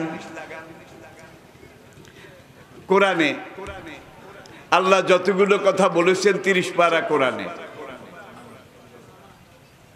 এটা থিওসফিক্যাল কোরআন, ফিলোসফিক্যাল কোরআন, রিটেন ফিলোসফি, লিখিত একটা জীবন দর্শন। এটা নিজের কোনো রূপ নাই, শুধু লেখা, লোহে মাহফুজ থেকে এসেছে। এই লেখা কে বানিয়েছে? কে রচনা করেছে? আচ্ছা, আর নবীর 23 বছরের নবুয়ত জীবন, এটা ছিল 30 পারা লিখিত কোরআনের প্রতিষ্ঠিত, বাস্তবায়িত, জীবন্ত, জ্বলন্ত রূপ। আবার বলছি, রিপিট, কোরআনে যা বলা আছে নবীজির জীবনে তা করা আছে। এবার বুঝছেন তো? নবীজি বিদায় নিয়ে চলে গেছেন। এক সাহাবী তানিম, মক্কা থেকে, মক্কার দূরে তানিম থেকে মদিনায় এসেছে। এসে উম্মত জননী আয়েশা রাদিয়াল্লাহু তাআলা আনহার কাছে তার হুজরা মোবারকের সামনে দাঁড়িয়ে কান্না করে, কান্দে। আম্মা জান পর্দার আড়াল থেকে জিজ্ঞেস করলেন, মা খাতাবুকা ইয়া বুনাইয়া, বাবা তুমি আমার ঘরের সামনে এইভাবে কাঁদছো কেন? সাহাবী আরজ করলেন, আম্মা, উম্মতের জননী, জাতির মা হিসেবে আমি আপনার কাছে ছুটে এসেছি। নবী তো মদিনার জমিনে দাফন হয়ে গেছেন। এতদিন নবী আমাদের সামনে ছিলেন, সুপার মডেল হিসাবে আমরা নবীকে দেখে দেখে ওয়াতিউল্লাহ ওয়াতিউর রাসূলা, নবী যেভাবে হাঁটতে বলেছেন সেইভাবে হেঁটেছি, যেভাবে বসতে বলেছেন সেইভাবে বসেছি, যেভাবে রুকু সেজদা যা বলেছেন যেভাবে সবকিছু করেছি। এখন তো সেই মডেল হারিয়ে গেছে, নবী চলে গেছেন। স্বামীর ব্যক্তি চরিত্র, নিজের স্ত্রী যেভাবে তলিয়ে খতিয়ে খুঁটিয়ে খুঁটিয়ে গভীরভাবে পর্যবেক্ষণ নিরীক্ষণ করে যাচাই বাছাই করে নিজের বউ স্বামীর চরিত্র স্বভাব যেইভাবে জানে, দুনিয়ার অন্য কোনো মানুষ সেইভাবে, ঠিক কিনা বলেন? সাহাবী বলেন, আমি এই জন্য আপনার কাছে এসেছি। আম্মা, মাগো, আপনি এক কথা আমাকে বলে দেন, আল্লাহর নবীর সিরত চরিত্র কি ছিল? আম্মা জান পর্দার আড়াল থেকে সাহাবীকে পাল্টা জিজ্ঞেস করলেন, ইয়া বুনাইয়া মা কারাতাল কোরআন, আল্লাহর দেয়া আমার স্বামীরা না 30 পারা কোরআন কি তুমি তেলাওয়াত করনি? কালা বালা। সাহাবী বলেন, জি আম্মা, আমি তেলাওয়াত করেছি, আমার তো মুখস্থ আছে। আম্মা জান পর্দার আড়াল থেকেই বলে দিলেন, কানা খুলুকুহুল কোরআন, 30 পারা কোরআনে যা লেখা আছে আমার স্বামীর চরিত্রে তা করা আছে। এই জন্য আমি বলেছি, এই কোরআন হলো ফিলোসফিক্যাল কোরআন, আর নবীর সিরাত হলো প্র্যাকটিক্যাল কোরআন, বাস্তব কোরআন, হাতে কলমে পুরা কোরআনকে নবী জীবনে বাস্তবায়ন করে উম্মতকে বলেছেন, সল্লু কামা রাআইতুমুনি উসাল্লি, এই কাজ এইভাবে করে, এই কাজ এইভাবে করে, তোমরা ঠিক এইভাবে করো। অনেক কথা, আমি এই কথাটা আবার আপনাদেরকে স্মরণ করাই দিই, তারপরে একটু সামনে এগিয়ে যাই। সেই কথাটা হলো, এই কোরআনে কি আছে বলেন? আমাকে পাল্টা প্রশ্ন করেন, কোরআনে কি না আছে? কোনটা নাই সেটা বের করেন। তিবিয়ানান লিকুল্লি শাই মা ফাররাতনা ফিল কিতাবে মিন শাই। এই কোরআন এমন এক কোরআন, কোরআন নাজিলের পর থেকে কিয়ামত পর্যন্ত মানুষের জন্য যা দরকার, যত কিছু দরকার, যেখানে যেভাবে দরকার, সব কিছু পুঙ্খানুপুঙ্খ রূপে আমি আল্লাহ কোরআনে দিয়ে দিয়েছি। নবী এটার ব্যাখ্যা জীবনে বাস্তবায়িত করেছেন। আরেক সাহাবী, উম্মতের আরেক প্রৌঢ়া বৃদ্ধা মা হযরত উম্মে সালমা রাদিয়াল্লাহু তাআলা আনহা, তার কাছে গিয়ে বললেন, মা, নবীর সিরত ব্যক্তি চরিত্র কেমন ছিল? উম্মে সালমা রাদিয়াল্লাহু তাআলা আনহা জবাব দিয়েছিলেন, বাবা, কোনখান থেকে শুরু করব, কোনখানে গিয়ে শেষ করব? এক কথায় তোমাকে বলি, আমার স্বামী, তোমার নবী যখন জমিনের উপর দিয়ে হেঁটে যেতেন, কান্নাল কোরআনা ইয়ামশি ফিল আরদ, মনে হতো জ্বলন্ত জীবন্ত বাস্তব কোরআন জমিনের উপর দিয়ে হেঁটে যাচ্ছে। তাহলে নবী ছিলেন প্র্যাকটিক্যাল কোরআন, নবী ছিলেন বাস্তব কোরআন। আর এই কোরআনকে ভিত্তি করে কোরআন শিখে জাহেলিয়ত যুগের আরব, যেখানে আরবের জঞ্জাল, কলঙ্ক, কঙ্কাল, পাপ, পঙ্কিলতা, অন্ধকার সবচেয়ে বেশি ছিল, ইউরোপের চাইতে আমেরিকা থেকে প্রাচীন গ্রিক সভ্যতা, রোমান সভ্যতা, আর্য সভ্যতা, ব্যাবিলনীয় সভ্যতা, আসিরীয় সভ্যতা, ইউরোপীয় সভ্যতা, প্রাচীন ভারতের আর্য থেকে শুরু করে দ্রাবিড় আর্য থেকে শুরু করে শেষ পর্যন্ত যতগুলো ছিল আরবের অবস্থা তার সবার কাছে ছিল না, পুঁজি ছিল না। খাদিজা বিভিন্ন লোকের দিয়ে সিরিয়া পাঠাইছে, মিশর পাঠাইছে, নিজে পুঁজি দিয়ে ব্যবসা করার জন্য। খুব একটা সুবিধা হয় নাই। খাদিজা শুনছে আবু তালেবের ভাই বেটা একটা আছে নাম মোহাম্মদ, সে মক্কার মধ্যে সবচেয়ে বড় আমানতদার, সাদেকুল ওয়াদিল আমিন, সবচেয়ে বড় ন্যায়বান। খাদিজা তার বান্ধবী নাফিসাকে দিয়ে, নাফিসা নবীকে খবর দিলেন যে ম্যাডাম খাদিজা আপনার সাথে কিছু কথা বলতে চান। নবী আবু তালেবকে জিজ্ঞেস করলেন, চাচা খাদিজা আমাকে ডাকছে, আমি কি করব? চাচাও কিন্তু হাতাহাতি করতেছিলেন যদি কিছু পুঁজি পাওয়া যাইতো। বাইরে বেটাটা তো একটু বড় হয়েছে, তাকে বাণিজ্য কাফেলার সাথে সিরিয়া পাঠাইয়া দিতাম। মক্কার অধিকাংশ 14 আনা লোক ব্যবসায়ী ছিল এইভাবে। আবু তালেব বলে যাও, কোনো ভালো ব্যবস্থা হইলেও হইতে পারে, খাদিজার তো পয়সার অভাব নাই। আলামিন সেখানে গেছেন, যাওয়ার পরে খাদিজা বলে আমার এই এই এই এত পুঁজি আছে, এই পুঁজি ব্যবসায় খাটাবার মতো আমানতদার লোক আমি পাই না। তোমার নাম শুনাম আমানতদারি, এ সম্পর্কে আমি অনেক কিছু শুনতে পাচ্ছি। মুহাম্মদ, তুমি যদি রাজি হও যেই পরিমাণ পুঁজি সে আমি দিয়ে দেই, তুমি আমার এই পুঁজি, এই মালপত্র নিয়ে সিরিয়া চলে যাও, সেখান থেকে ইরাক চলে যাও, সেখান থেকে মিশর চলে যাও, বাণিজ্য করে আবার কুরাইশ কাফেলার সাথে ফিরে আসো। খাদিজার পুঁজি, আলামিনের শ্রম, চুক্তি ছিল লভ্যাংশ যেটা হবে খরচ টরচ যাইয়া যেটা লাভ হবে সেইটা অর্ধেক বা চাইরানি ভাগাভাগি করে, এটাকে বলা হয় PLS, profit and loss share. Islami Bank Bangladesh বর্তমানে দক্ষিণ পূর্ব এশিয়ার সবচেয়ে বড় ব্যাংক। ইসলামী ব্যাংক বাংলাদেশ গ্লোবাল ওয়ার্ল্ডে বর্তমান পুরা পৃথিবীতে 1000 বড় এবং শ্রেষ্ঠ ব্যাংকের একটা ইসলামী ব্যাংক বাংলাদেশ। আমি ইসলামী ব্যাংকে চাকরি করি না ভাই, ইসলামী ব্যাংক থেকে আমার কোনো বাতাও দেয় না, সেই আবার ভুল বুঝিয়েন না। তবে ডিসেম্বর মাস আসলে আমার কাছে কতগুলা ক্যালেন্ডার, ডায়েরি, এটা সবার কাছে পাঠায়, আমার কাছেও পাঠায়।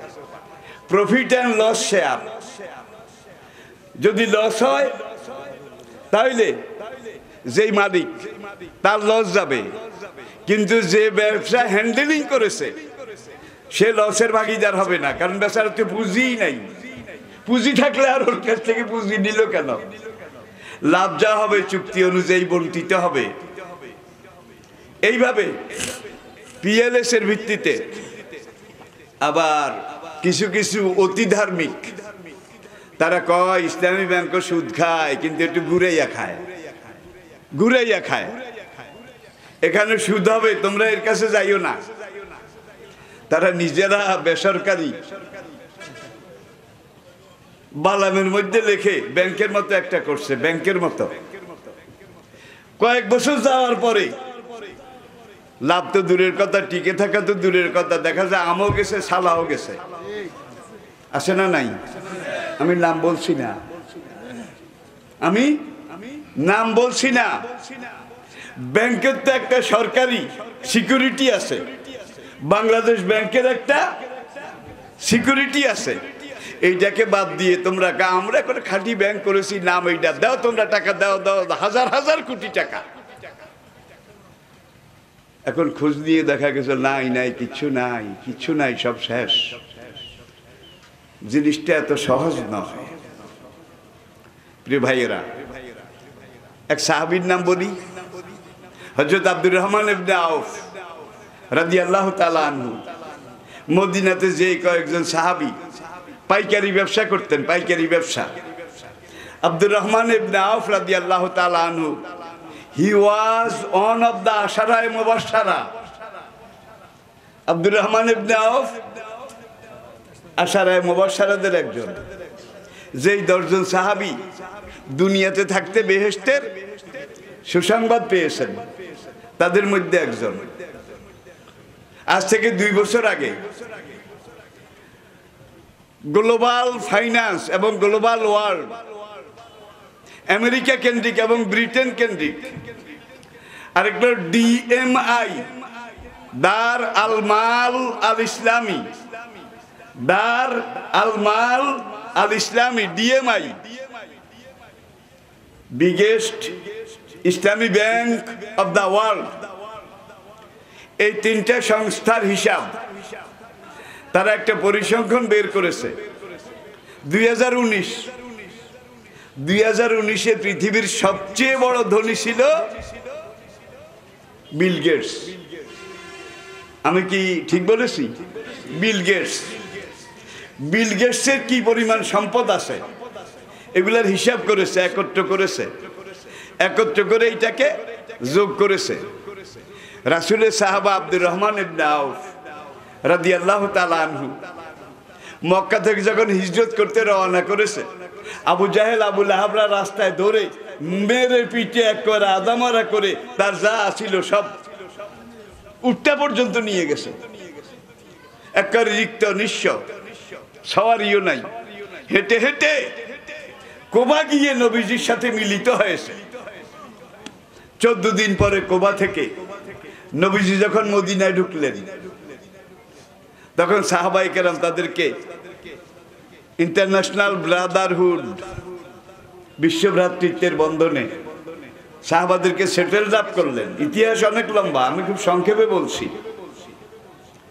এখন আব্দুর রহমান ইবনে আউফ মদিনার যে আনসার সাহাবীর ভাগে পড়ছে, যে জায়গা দিছে আর কি, সে ঘরের মাঝখান দিয়ে একটা পার্টিশন দিছে, দিয়ে অর্ধেক নিজের রাখছে আর অর্ধেক দিনী ভাই আব্দুর রহমান ইবনে আউফকে দিয়েছে। তার বউ 2 জন ছিল। এখন আব্দুর রহমান ইবনে আউফ তাকে ওই আনসার ভাই বলে, ভাই আপনি তো আমার দিনী ভাই, ইন্নামাল মুমিনুনা ইখওয়াতুন ফাসলিহু যাতা বাইনা ইখওয়াইকুম, আপনি তো বিয়ে টিয়া করতে পারেন নাই, আমার 2 জন বউ আছে, আপনি যদি চান তাহলে আমি আমার একজন বউ তালাক দেব, তার ইদ্যত মাসিক পুরো হয়ে গেলে আমি মোহরানা দিয়ে সেই বউকে আপনার সাথে বিয়ে করাই দেব। ভাই কেমন দিনী ভাই দেখেন। আব্দুর রহমান ইবনে আউফ রাদিয়াল্লাহু তাআলা আনহু বললেন, ভাই আপনার সেটার দরকার নাই, আমার এখন পুঁজি নাই, কিছু নাই, মদিনায় কোনো বাজার আছে কিনা আমার একটু কর বাজার। তখন ওই আনসার বলে, হ্যাঁ একটা বড় বাজার আছে, বনু কাইনুকা, বনু কাইনুকা, ইহুদিদের একটা বড় বাজার আছে। আব্দুর রহমান ইবনে আউফ বললেন, আমাকে বাজারের পথটা একটু চিনাইয়া দেন। দেখছেন তো ওই সাহাবী বাজারের পথটা চিনাইয়া নিয়ে আসছে। পরের দিন আব্দুর রহমান ইবনে আউফ ফজরের নামাজের পরে বের হয়েছেন। যাওয়ার সময় রাস্তা থেকে যারা বিক্রি করে কিছু ঘি, কিছু পনির এগুলা কিনে বাজারে নিয়ে গেলেন। এই প্রথম ব্যবসা স্টার্ট। এগুলো বাজারে নিয়ে বিক্রি করার পরে অনেক লাভ হয়েছে। পরের দিন আরো বেশি কিনছে, পরের দিন আরো বেশি কিনছে। 1 মাস পরে দেখা যায় সে সাহেবে হ্যান্ডম হইয়া গেছে, হ্যান্ডম নিজেই দাঁড়িয়ে গেছে আব্দুর রহমান ইবনে আউফ। এই তার ব্যবসায়িক কর্মকাণ্ড এখান থেকে শুরু। করতে করতে করতে করতে আব্দুর রহমান বিন আউফের এই ব্যবসা, হালাল সম্পদ, এটার মধ্যে আল্লাহ এত বরকত দিয়েছেন। একদিন বিকালবেলা মদিনা শহরে একটা হই হই রই রই চিৎকার পড়ে গেল, আসতেছে আসতেছে, ওই যে দেখা যায় আসতেছে আসতেছে। ছেলেরাও দৌড় দেয়, বুড়ারাও দৌড় দেয়, জিজ্ঞাসা করে কি আসতেছে।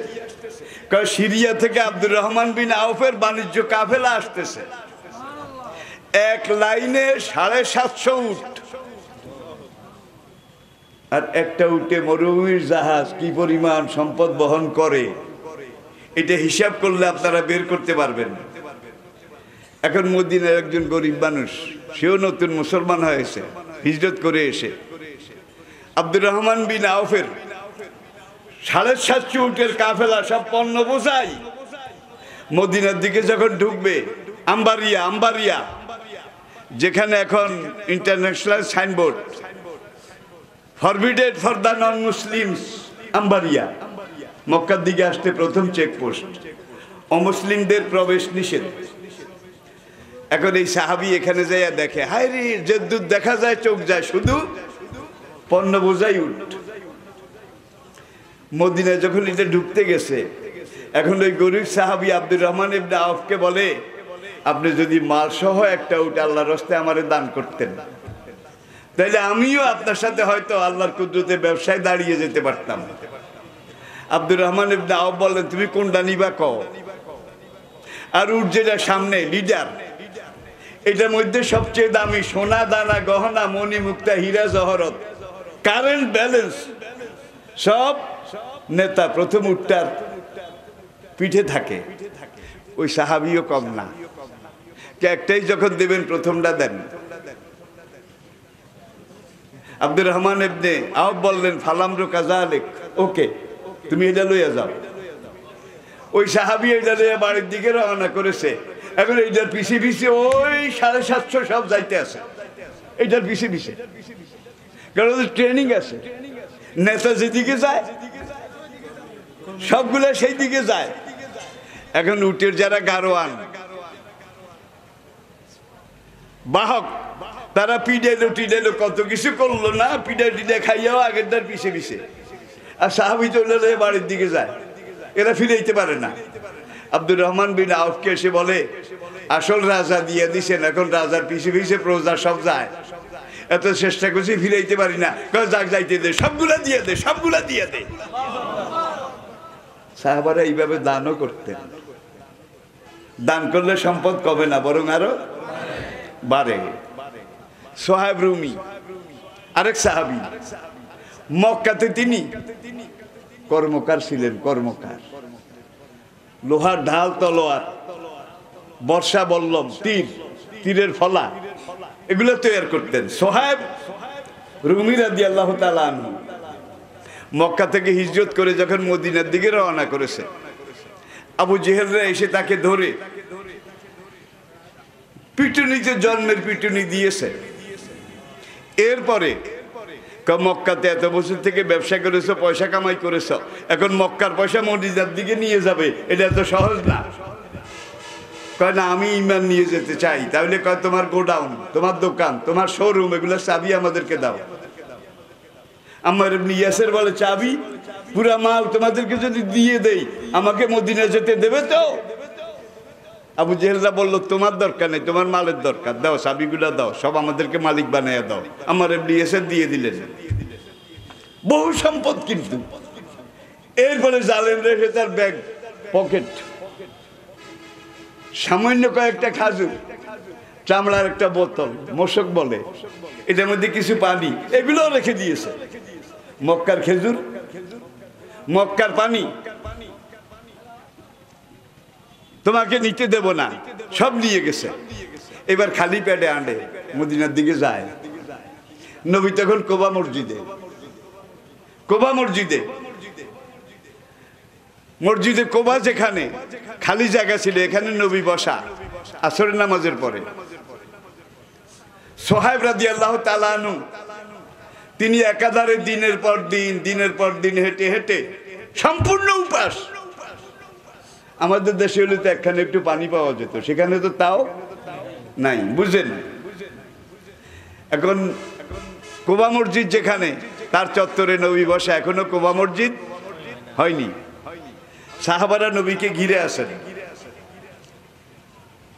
কোবার এক সাহাবী, তিনি এতগুলো খেজুর একটা চামড়ার দস্তরখানে এনে, ওই সৌদিরা যেভাবে খায় আর কি, সামনে এইভাবে হাদিয়া দিছে। নবী এখান থেকে লইয়া সাহাবাদেরকে দেন, নিজেও একটু একটু খান। সোহাইব এসে যখন দেখছে এখানে খাজুর, নবী বিলি করে, কারো দিকে চাই নাই, গদগদ করে ঢুকে খাজুর লয় আর খায়, লয় আর খায়।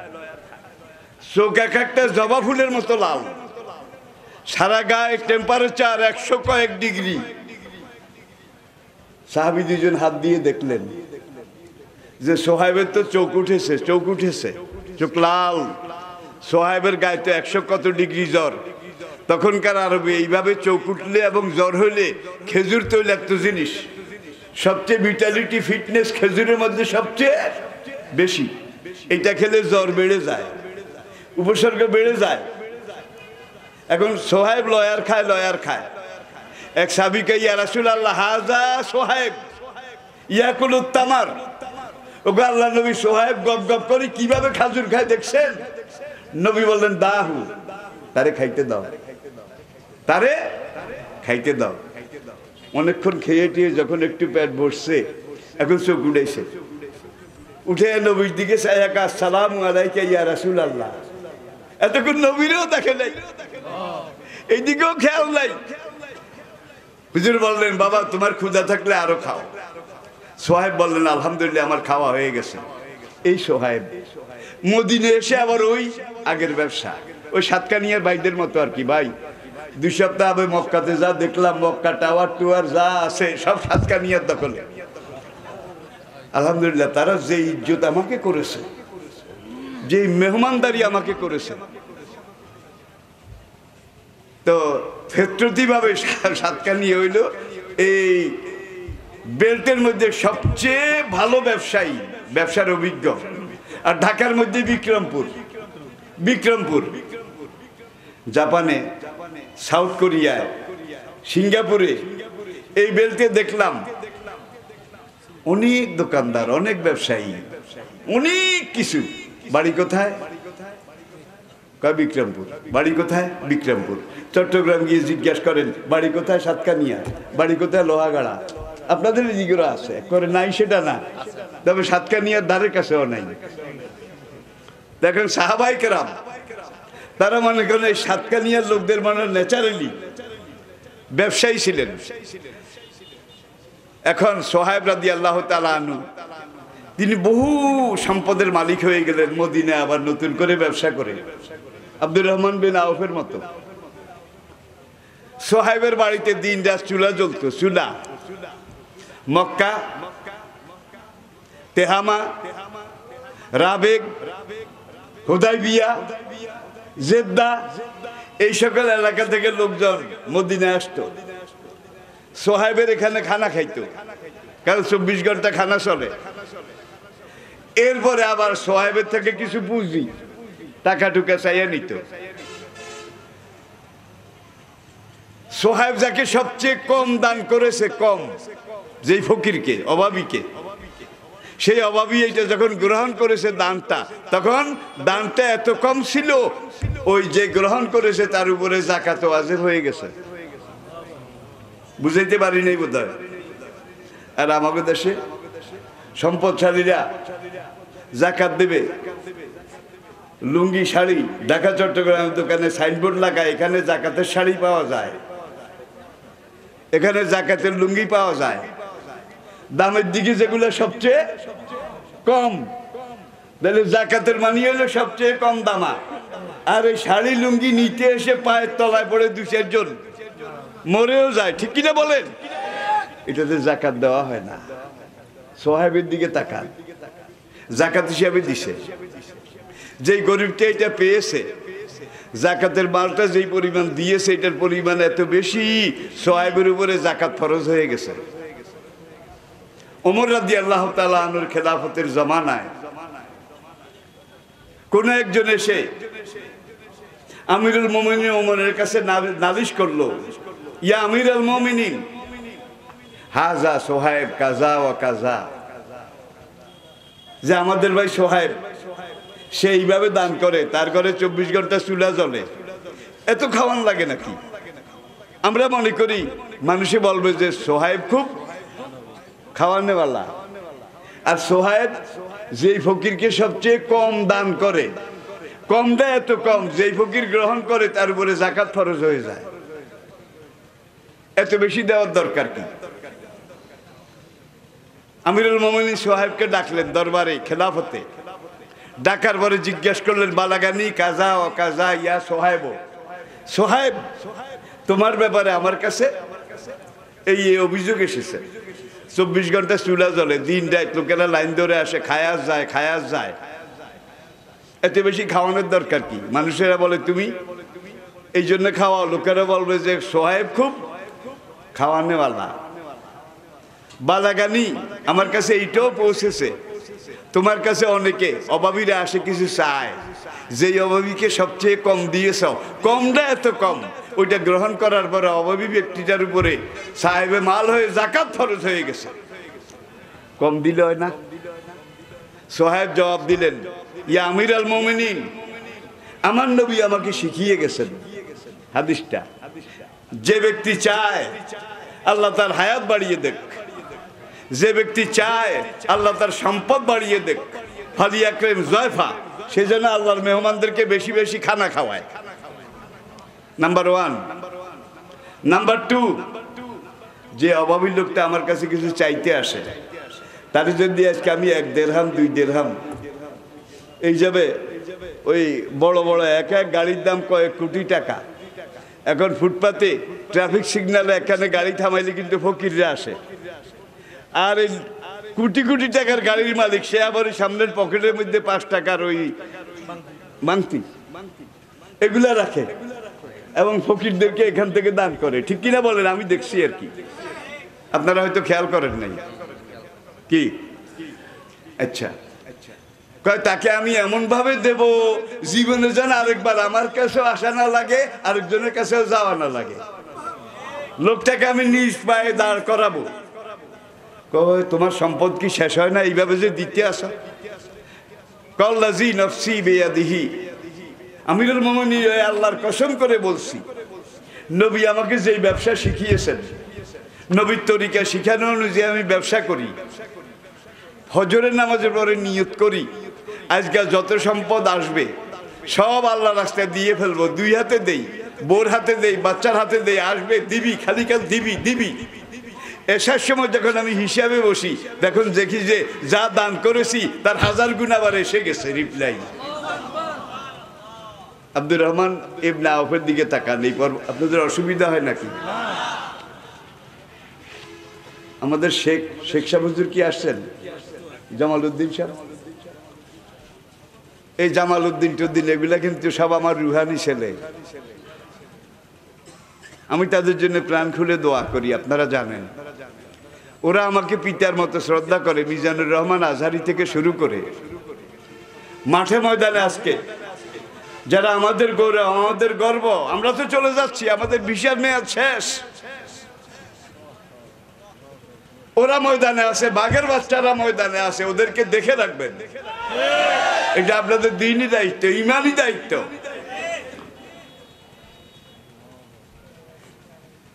দেখেন কত রকমের কত কিছু হয়েছে, কিন্তু আল্লাহর কোরআনের কথা বলার মানুষ, যত কিছু উপর থেকে করা হয়, কোরআনের দাওয়াত দেওয়ার মানুষ কমে না বাড়ে? কমে না বাড়ে? তাহলে বুঝা গেল এটা এমন এক জিনিস, এটারে কমাইতে চাইলে কমে না, বরং কমানোর চেষ্টা করলে আরো বাড়ে। ঠিক কিনা বলেন? আল্লাহ তাদেরকেও কবুল করুন, আপনাদেরকেও কবুল করুন।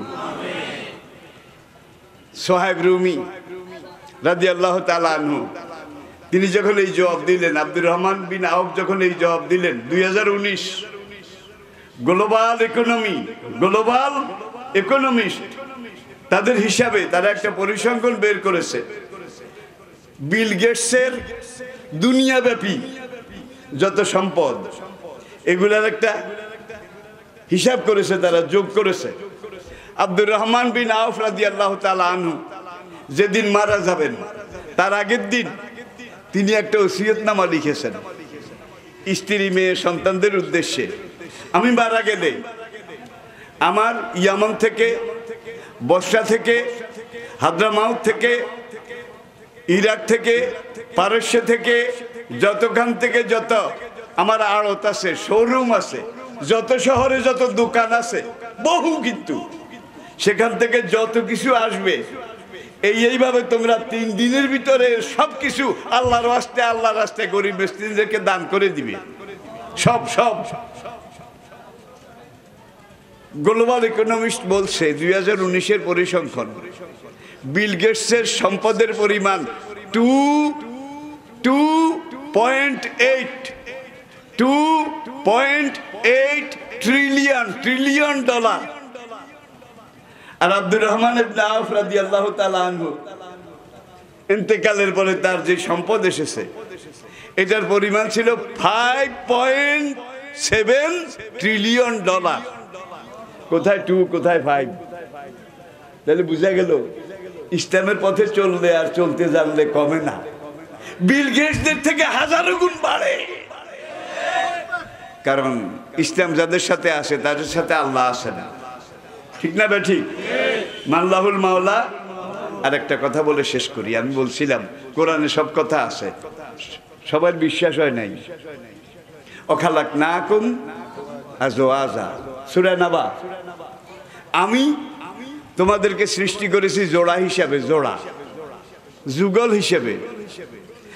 সূরা ইয়াসিনে আল্লাহ পাক ইরশাদ করেছেন, সুবহানাল্লাযী খালাকাল আজওয়াজা কুল্লাহা মিম্মা তুমবিতুল আরদ ওয়া মিন আনফুসিহিম ওয়া মিম্মা লা ইয়ালামুন। এই অনন্ত বিশ্ব চরাচরে, জলে স্থলে বনে জঙ্গলে গিরি কাননে যত জীব যত প্রাণী আমি সৃষ্টি করেছি, সবগুলোকে আমি জোড়ায় জোড়ায় সৃষ্টি করেছি। গাছপালা বৃক্ষলতা এগুলোকে আমি জোড়ায় জোড়ায় সৃষ্টি করেছি। মানুষের মধ্যে বোধহয় জোড়া নাই, নর আর নারী। ১,৫০০ বছর আগে পরে যখন ডিএনএ আবিষ্কার হলো, ডিএনএ আবিষ্কার হওয়ার পরে দুনিয়ার সকল দেহবিজ্ঞানী সারেন্ডার করেছে কোরআনের কাছে, যে কোরআন যে বলেছে খালাকাল ইনসানা মিন তিনিল লাযিব মিন তুরাব, আমি মাটির থেকে মানুষ সৃষ্টি করেছি। কোরআনে বহু জায়গায় আছে না নাই? আদমকে আমি সৃষ্টি করেছি কি দিয়ে? সলসালিন কাল ফাখার, শুকনো মাটি দিয়ে। বিভিন্ন জায়গায় বিভিন্ন বচনভঙ্গি। এখন বিজ্ঞানীরা প্রথম মাটিকে পরীক্ষা করেছে। মাটির মধ্যে 19টা উল্লেখযোগ্য উপাদান আছে, nitrogen, hydrogen, oxygen, carbon die oxide, iron, পিতল, তামা, সালফার, এই ধরনের 19টা জিনিস একত্র করে আল্লাহ মাটি সৃষ্টি করেছেন। বলেন সুবহানাল্লাহ। মানুষের বীর্য, এইটাকে পরীক্ষা করেছে। পরীক্ষা করে এটার মধ্যে দেখেছে মাটিতে যে 19টা জিনিস আছে মানুষের বীর্যের মধ্যে ঠিক সেই 19টা আছে। একটা বেশিও নয়, কমও নয়। বিজ্ঞানীরা বলছে ১,৫০০ বছর আগে কোরআন বসে মাটি দিয়ে মানুষ বানাইছে। কিভাবে হলো? ফালিয়ানজুরিল ইনসানু ইলা তাআমিহি, এই আয়াতে আপনারা যদি একটু দেখে নেন, আমি বৃষ্টি বর্ষণ করি জমিন থেকে, ফল ফলাদি ফসল এগুলার গাছ উঠে, ওই মাটি থেকে উঠে আর কি। এগুলো থেকে তোমরা আহার করো, মাটির উপাদান এগুলো থেকে হয়। একজন পুরুষ একজন নারী, স্বামী স্ত্রী, তারা যখন একবার মিলিত হয়, আলাম ইয়াকুন নুতফাতাম মিন মানি, তুমি তো ছিলে এক ফোঁটা নাপাক পানি, ইয়াখরুজু মিন বাইনিস সলবে ওয়াত তারাই, ফালিয়ানজুরিল ইনসানু মিম্মা খুলিকা মিন মাইন দাফিক, ইয়াখরুজু মিন বাইনিস সলবে, মায়ের বক্ষদেশ আর পিতার পৃষ্ঠদেশ, এখান থেকে চরম উত্তেজনার সময় দোনোজনের একটা পানি বের হয়। আমি কি বুঝাতে পেরেছি? দোনোজনের। বিজ্ঞানীরা এটাকে রিসার্চ গবেষণা পরীক্ষা করেছে। পরীক্ষা করে অণুবীক্ষণ যন্ত্র দিয়ে তারা দেখেছে একবারের স্ত্রী মিলনে একজন পুরুষের একবারের বীর্যের সাথে কমপক্ষে ৮০ লক্ষ শুক্রকীট একত্রে বের হয়। এতটুকু বীর্যের মধ্যে ৮০ লক্ষ শুক্রকীট। একই সময়ে একজন নারী মিলনের চরম মুহূর্তে নারীর যেই বীর্য বের হয়, একজন নারীর একবারের মিলনের বীর্য থেকে ৩৪,০০০ ডিম্বাণু একত্রে বের হয়। পুরুষের ৮০ লক্ষ, নারীর কত? ৩৪,০০০। ওয়াখালাকনাকুম আজওয়াজা। এই দুইটা বীর্য যখন একত্রিত হয় তখন পুরুষের বীর্যের শুক্রকীটগুলা, শুক্রাণুগুলো কাকড়ার মতো এইভাবে হাঁটে। এই দুইটাকে এমন ভাবে অ্যাটাচ করে দেন যাতে আলাদা হইতে না পারে, একটা শুক্রাণু আর একটা ডিম্বাণু। এরপরে মায়ের জরায়ুর মুখ দিয়ে এই ছোট্ট বীর্যের এই গোটাটা, বড়িটা, যেটার ভিতরে একটা পুরুষ শুক্রকীট, নারীর ডিম্বাণু, একটা আরেকটাকে জড়িয়ে আছে, জরায়ুর মুখ দিয়ে, জরায়ুটা কিন্তু একটা রক্তের থলি, রক্তে ভরা, এটার ভিতরে ঢুকাই দেন। ঢুকাই দিলে 40 দিন মায়ের ওই রক্তের ওই জরায়ুর এটার মধ্যে এইভাবে ঘোরে, এইভাবে ঘোরে। মাছের ডিম ফুটাইতে হইলে উপরে যে হেঁচারিতে ফুটায়, পানিটা কি স্থির থাকে নাকি এটা লাড়া লাগে? কি বলেন না কেন? তাহলে দেখেন এখানে যে রক্তটা আছে, বীর্যের ফোঁটাটা যখন যায় তখন এই রক্তগুলো এইভাবে সচল হয়। কে লাড়ে? আল্লাহু আকবার। কে লাড়ে? কোন জগৎ এটা? 40 দিন যাওয়ার পরে ফাখালাকনান নুতফাতা আলাকাতান। আমি ডাইরেক্ট কোরআন বলছি, কিন্তু প্রত্যেকটা কথার সাথে কোরআন আয়াত বলছি।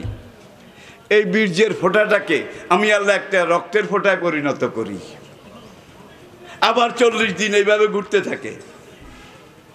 দ্বিতীয় 40 দিন পরে ফাখালাকনাল আলাকাতা মুদগাতান, আমি আল্লাহ এই রক্তের ফোঁটাটাকে একটা গোস্তের টুকরায় পরিণত করি। আবার ঘুরে, আবার 40 দিন 40 রাত্র যাওয়ার পরে আমি এই গোস্তের টুকরাটার ভিতরে হাত পা হাড্ডি, ভিতরে হাড্ডিগুলো, এগুলো দিয়ে এটাকে এইভাবে আকার আকৃতি এগুলো দিই। আবার 40 দিন যাওয়ার পরে ফানাফাক্তু ফীকা মির রূহি, তারপরে আমি এটার মধ্যে রূহ দিয়ে দেই। রূহ যখন দিয়ে দেই তখনই কিন্তু বাচ্চাটা জীবনের স্পন্দন মায়ের জরায়ুর ভিতরে অনুভব করে। তার ক্ষুধা লাগে, তাকে খাওয়ানো লাগে। ফিডার খাওয়াইছে মা বাবায়, ফিডার, বোতল কি? আল্লাহ পাক ওই যে মায়ের জরায়ুর ভিতরে যে রক্তটা আছে, যেটা এতদিন ডিমটাকে ফুটেছে, বীর্যটাকে, এই রক্তটা কিন্তু নাপাক, অপবিত্র। যখন শুক্রাণু আর ডিম্বাণু একত্র হয়েছে নর নারীর মিলনের পরে, আল্লাহ জরায়ুর মুখটা বন্ধ করে দিছে। এখন আর মায়ের মাসিক হয় না। আমি কি বুঝাইতে পেরেছি? মা কনসিভ করেছে, বাচ্চা পেটে গেছে, এখন আর মায়ের মাসিক বন্ধ। এতদিন অতিরিক্ত রক্ত, এগুলাকে আউটপাস, আউটপাস, আউটপাস। এখন এইটাকে আর আউটপাস করে না, জমাইয়া রাখে, কারণ এইটা খাওয়ার মতো একটা মাখলুক ভিতরে সৃষ্টি হয়েছে। এই মায়ের হায়েজের রক্তগুলো দিনের মধ্যে কমপক্ষে 3 বার, ইমাম ফখরুদ্দিন রাজি রহমতুল্লাহ আলাইহি লিখেছেন 3 বার। অন্যান্য মুফাসসিরিনে কেরাম, ইবনে হাজার আসকালানী রহমতুল্লাহ আলাইহি তিনি লিখেছেন 3 বার 6 বার, বুঝি না, যতবার যেইভাবে লাগে। এখন এই রক্তের যেই সমুদ্র টকবক করে, এই সমুদ্র থেকে একটা পাইপ, একটা টিউবের এক মাথা এই রক্তের থলির মধ্যে, আরেক মাথা বাচ্চার নাভির ভিতর দিয়ে বাচ্চার পেটের মধ্যে ঢুকাইয়া দিছে। যখন যেই পরিমাণ খাদ্য দরকার, এই হায়েজের রক্ত খাদ্য হিসাবে এই নাভির টিউব দিয়ে তার পেটে যায়। আল্লামা বদরুদ্দিন আইনি রহমতুল্লাহ আলাই, আল্লামা মহিউদ্দিন নবী রহমতুল্লাহ আলাই, আল্লামা মোল্লা কারি আদি কারি রহমতুল্লাহ আলাই, সব মুফাসসির, মুহাদ্দিস, হাদিস বিশেষজ্ঞ, তারা এই ব্যাপারে একমত যে হায়েজের খুনটা নাপাক। এখন আল্লাহ ইচ্ছা করলে মুখ দিয়ে খাওয়াইতে পারতেন, কিন্তু এই মুখ দিয়ে তুমি দুনিয়াতে আসার পরে আল্লাহু আকবার বলবে, লা ইলাহা ইল্লাল্লাহ বলবে, এই মুখ দিয়ে তুমি কোরআন তেলাওয়াত করবে, নামাজ পড়বে, আল্লাহকে ডাকবে, তোমারই মুখের দাম আছে। যার জন্য মায়ের হায়েজের নাপাক রক্ত মুখ দিয়ে খাওয়ায় নাই, নাভি দিয়ে খাওয়াইছে। তোমার এই মুখটার পবিত্রতা, এটাকে আল্লাহ পাক রক্ষা করেছেন, হেফাজত করেছেন। প্রিয় দিনী ভাইরা, লক্ষ্য করুন, এইভাবে 280 দিন, কতদিন যোগ করলে দেখবেন মিলে গেছে, 280 দিন যাওয়ার পরে সুম্মা সাবিলা ইয়াসারা, ওই বাচ্চাটা দুনিয়াতে বের হয়ে আসার রাস্তা আমি আল্লাহ কুদরতি ইশারায় খুলে দেই। ফাতাবারাকাল্লাহু আহসানুল খালিকিন। বলতে গেলে কথার শেষ নাই। তাহলে আসুন আমরা সিদ্ধান্তে আসি। আল্লাহ পাকের কত নেয়ামত আমাদের উপরে আছে। আপনার চোখটা বোধহয় নেয়ামত না? নাক, মুখ, কান, এক একটার এক এক ডিউটি। কানের ডিউটি হইল আপনি বিকালে বাজারে থলি নিয়ে গ্রামের রাস্তা দিয়ে বাজারের দিকে যান মাছ তরকারি কেনার জন্যে, আনমনে নিচের দিকে চেয়ে আপনি হাঁটেন, হঠাৎ আপনার কানে একটা আওয়াজ আসলো, ফুস ফুস ফুস। আপনি তাড়াতাড়ি রাস্তার বাম দিকে যেখানে ফুস ফুস করে। কানের কিন্তু দেখার শক্তি নাই, শুধু শোনার শক্তি আছে। কিন্তু কানে কে কানের মালিক বলে দিয়েছে আমার বান্দা রাস্তা দিয়ে হাঁটার সময় ডাইনে বামে সামনে পিছনে যদি কোনো ফোসফাস ঠুসঠাস এমন কিছু তুই শুনতে পাস, তুই তো দেখবি না, চোখের কাছে একটা মোবাইল করে দিবি, চোখের কাছে একটা ফোন করে দিবি। 6 হাত দূরে রাস্তার ডালে একটা ঝোপের কাছে কিসে যেন ফোসফোস করে, কান ফোসফোস শুনেছে, সে মেসেজ দিয়েছে চোখকে।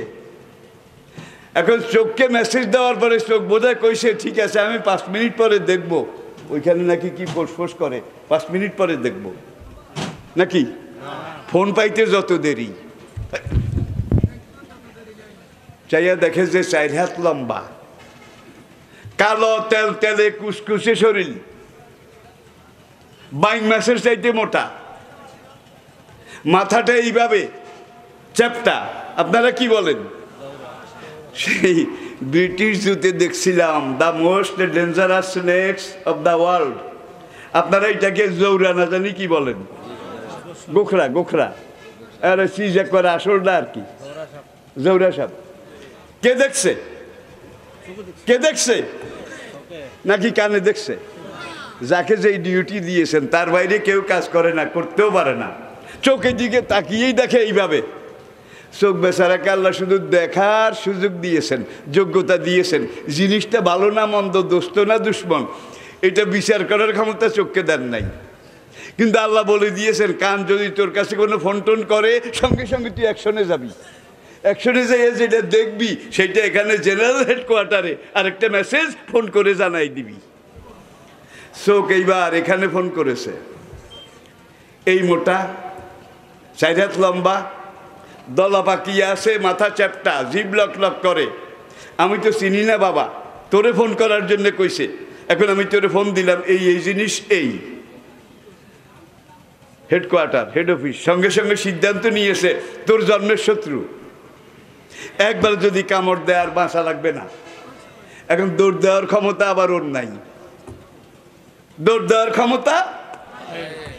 এখন এই ব্রেন হেডকোয়ার্টার পাও দুইটার কাছে আবার ফোন করেছে, মেসেজ দিয়েছে, ওরা হতো ছাড়া খারাই সব বাঁচতে হলে দৌড় দে, দিছেন দৌড়। ইমানদারি বলেন সাপ দেখার কয় মিনিট পরে দৌড় দিছেন? বলা লাগবে কয় সেকেন্ড, দেখতে যত দেরি। এখানে কানের ডিউটি, চোখের ডিউটি, মগজের ডিউটি, সর্বশেষ পায়ের ডিউটি। এতগুলো অঙ্গ কিভাবে আপনাকে সার্ভিস দিচ্ছে। কান যখন চোখের কাছে মেসেজ দিয়েছে, চোখ যদি বলতো ঠিক আছে, কান বলছে ফোসফোস করে, শোষো করে, ঠিক আছে আমি মোবাইলটা 5 মিনিট পরে রিসিভ করি, বোধহয় এটা কইছে।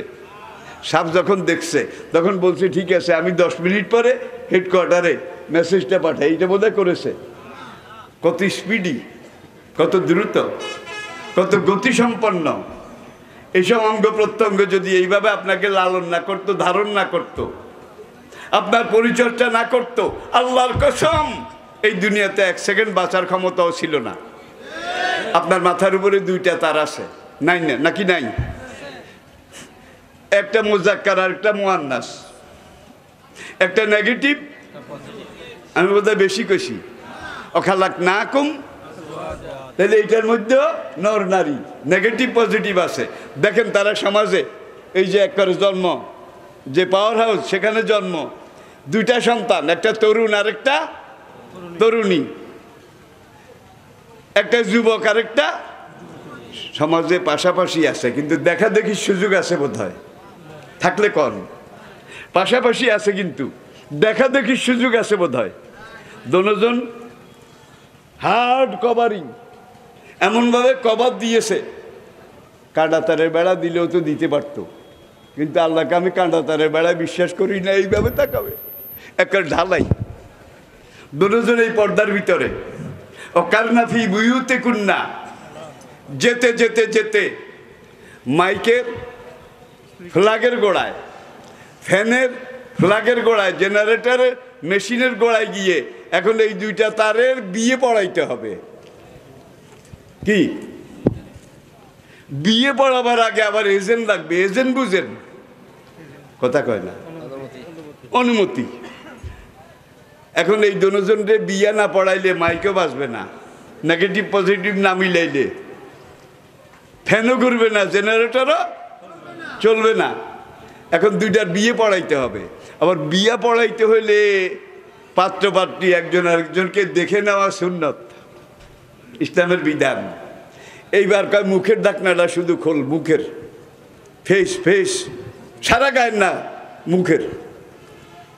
দুজনের, বর আর কনে, দুজনের মুখের ঢাকনা খুলছে, খুলে দুজনের স্বাধীনতা দিছে। তুমি ওকে দেখো, ওকে বলছে তুমি ওকে দেখো, দেখো পছন্দ হয় কিনা। যদি তোমরা পছন্দ করো, দুজনে এজেন্ট দাও, তাইলে আমি হুজুর বিয়া পড়াবো। ইলেকট্রিশিয়ান, হুজুর, মৌলভী সাহেব। এখন এইভাবে যখন টেস্টার দিয়ে রাজি রাজি রাজি রাজি, তুই রাজি, হ্যাঁ রাজি, দাও এইবার পড়া। হুন্ডা লেবাসল্লাহ কম ওয়ান্তম লেবাসল্লাহ হুন্না। এইবার 2জনের মাঝখানে আর কোনো পর্দা নাই, 2 দেহ 1 দেহ হয়ে গেছে। এবার দুজনের উপর দিয়ে কভার একটা। কি এটা হলো ইসলামের বিবাহ, স্বামী স্ত্রী এভাবে মিলন, একান্ত জীবন, এখান থেকেই মানব বংশ, ঠিক না বে ঠিক? মাঝখান দিয়া পাগলা কিছু ইলেকট্রিশিয়ান বাইরেছে, পাগলা, মাথা খারাপ, মনের পর্দা আসল পর্দা, এইটা হইলে ইশারে এইখান দিয়ে একটু খোল, খুলছে ভাই, খুলতে যত দেরি টিজিং শুরু হয়ে গেছে, ইপটিজিং শুরু হয়ে গেছে, এবার ফায়ার হয়েছে, আগুন ধরে ওরা নিজেরাও জ্বলেছে, প্যান্ডেলকেও জ্বালাইছে, ঠিক না বে ঠিক? তাইলে একবার এখানে লাগাইলেন, আবার হাই স্কুলে লাগাইলেন, ভার্সিটিতে লাগাইলেন, কলেজে লাগাইলেন, হাটে মাঠে ঘাটে দোকানে পাটে, এই দেখা করাইতে করাইতে নিছেন, দেখা করাইতে করাইতে। তাহলে শর্ত এক জায়গায় করে নাই, সব জায়গায় করেছে নাকি? শর্ট করতে করতে করতে করতে এইবার এখানে আনছেন, বিয়া পড়াইবেন। মাইক বাজাইতে হইলে নেগেটিভ পজিটিভ মিলানো লাগবে, বিয়ে করানো লাগবে। ফ্ল্যাগের ওখানে, লাইটের ওখানে গেছেন, এখন পর্দা খুলেছেন। ইলেকট্রিশিয়ান তার টেস্টার দিয়ে এজেন্ট লয়, এই বেটা তুই রাজি, রাজি, তুই রাজি। এইটাও শর্ট করে না, এইটাও হিট করে না। একটার গনোরিয়া আর একটা সিফিলিস। ঢাকায় এরকম মাল পানি যা আসিল আগের আলারাই খাইয়া গেছে গা, এজেন্ট পাওয়া গেল না, শর্ট করলো না, তাইলে বোঝা যায় মরি হায় রে হায়, শেষ বয়সে দাদা আমার তালের ডিঙ্গা ভাই। এখন বিয়া পড়াইলেন, পড়াইয়া যার যারটা নিয়ে এসে চলে গেলেন। বিয়া পড়াইয়া হুজুর যখন বাড়িতে গেছে, বাড়ি যাওয়ার সঙ্গে সঙ্গে কি সেপারেশন। পশ্চিমী দুনিয়ার দিকে তাকান, তথাকথিত ইউরোপ সভ্যতার দিকে তাকান, তাদের তরিকা গ্রহণ করে আজকে বাংলাদেশের দিকে তাকান, কিভাবে আমরা ধ্বংসের দিকে এগিয়ে যাচ্ছি। ঠিক না ঠিক? ইসলামের প্রত্যেকটা জিনিস সায়েন্টিফিক, বিজ্ঞান ভিত্তিক, কালজয়ী, চিরন্তন সত্য, নিখুঁত, নির্ভুল, নিরঙ্কুশ। আল্লাহ যত ব্যবস্থা আমাদেরকে দিয়েছেন সব ব্যবস্থা কোরআনে আছে নাকি নাই? আর কোরআনে যত ব্যবস্থা আছে সব ব্যবস্থার বাস্তব প্রয়োগ নবীজির জীবনে আছে। এটাকে বলে সুন্নতে রাসূল। সুন্নতে রাসূল means to know the real path of Islamic life. ইসলামী জীবন ব্যবস্থার বাস্তবতা, বাস্তব পথ, এটা জানার নামই হলো সুন্নতে রাসূল। কোরআনের মধ্যে অযৌক্তিক একটা কথা নেই, অবৈজ্ঞানিক একটা কথা নেই। নবীর হাদিস সুন্নাহর মধ্যে, সিরতের মধ্যে অযৌক্তিক অবৈজ্ঞানিক একটা কথাও নাই।